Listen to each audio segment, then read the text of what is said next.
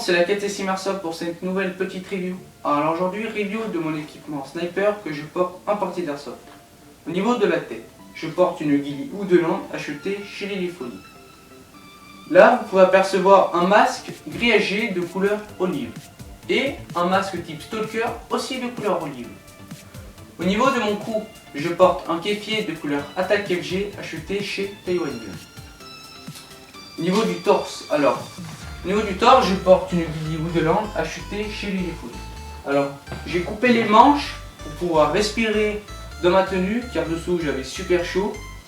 J'ai aussi coupé l'avant pour pouvoir accès à mon gilet tactique. Alors au niveau du gilet tactique, c'est un job pas de carrière qui a été renforcé avec des plaques de mousse pour qu'il soit plus rigide. Devant, vous pouvez apercevoir un couteau en PVC, la réplique de la baïonnette M4 que j'ai ensuite peint en noir.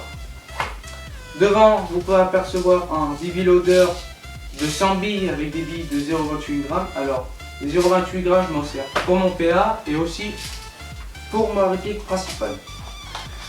Là, j'ai une sangle en point que je me sers uniquement en CQB avec ma MP7. Là, je m'en sers pas dans cette configuration-là. Dessous, quelques petits patchs pour pouvoir être plus joli. J'ai un sac d'hydratation contenant 1 litre. Alors, pourquoi je l'ai pris en beige? Car tout simplement, il n'y avait que en couleur beige. Devant, j'ai 3 chargeurs, dans la poche kangourou de mon gilet, j'ai 3 chargeurs pour Mother qui sont tous numérotés pour pouvoir différencier des chargeurs vides des chargeurs plats. Alors je vous conseille de faire ça car c'est hyper pratique. Alors au niveau de mes gants, ce sont des gants de couleur Attack FG, pareil que le kéfier, car j'aime beaucoup ce camouflage là.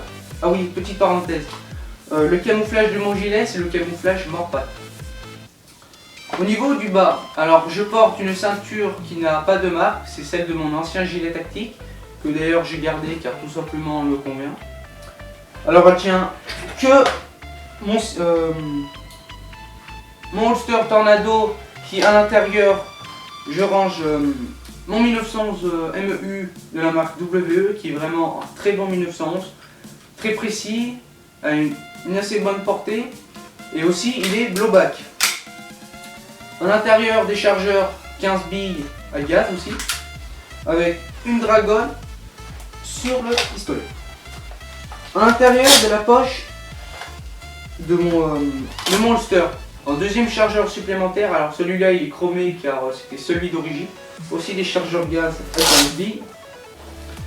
Alors au niveau de mon holster Tornado, c'est un holster acheté chez Taiwan Gun de couleur mort-patte. Vraiment un très bon holster car il ne bouge pas trop quand on court dans les bois.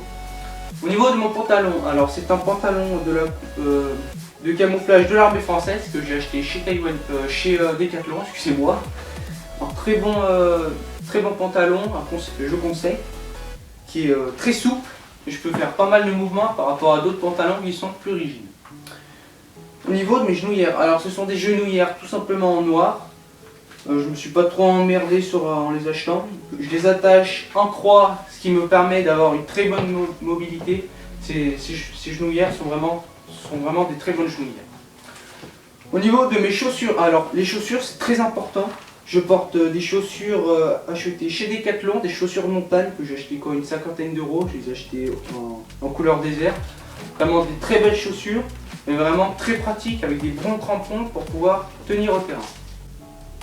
Alors au niveau de ma réplique principale, en Mother CR de chez Cybergun.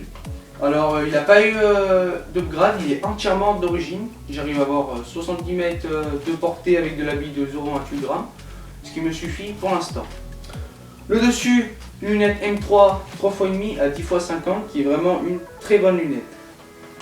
Au bout du canon, vous pouvez apercevoir un silencieux maison avec des rondelles de mousse pour pouvoir atténuer le bruit. Dessous, un bipied universel qui est réglable et rétractable. Sur le canon, il y a un rail tactique pour pouvoir être esthétique et pour pouvoir fixer quelques petits accessoires. Au niveau du levier d'armement, je l'ai modifié, il est beaucoup plus compact comme vous pouvez voir en haut, plus compact et aussi je me coince moins dans les branches. Dessous, j'ai fixé un rail et par-dessus, j'ai mis un cache-rail. Alors pourquoi mettre un cache-rail? Car tout simplement, ça me fait comme une poignée d'angle à 45 degrés. C'est vraiment très agréable en partie d'airsoft, je l'ai vraiment sur le bout des doigts.